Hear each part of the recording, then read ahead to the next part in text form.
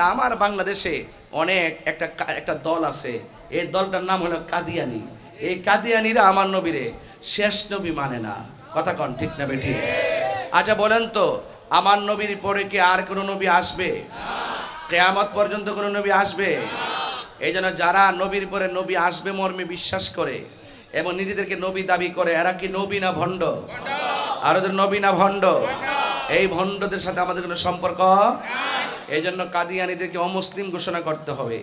কাদিয়ানি ইসলামের জন্য বড় ফিতনা, কাদিয়ানি ইসলামের জন্য বড় ক্ষতির কারণ। এই কাদিয়ানিরা বাংলাদেশের কোনো প্রোটেক্টে চলে না, ওরা বাহিরের প্রোটেক্টে চলে। এই দেশের বড় বড় কোম্পানিগুলো তারা হাতিয়ে নিয়েছে এবং মানুষদেরকে বিভ্রান্ত করছে। ওরা সত্যিকার অর্থে ইসলামকে লালন করে না, ওরা নবী পাকের বিরুদ্ধে অবস্থান করে। এক বিশ্বের এক অপশক্তিকে তারা বাংলার জমিনে ছলে বলে কৌশলে ঢুকিয়ে দিয়ে সত্যিকার আশিকে রসুলদেরকে হত্যা করার মতো নীল নকশা এঁকেছে।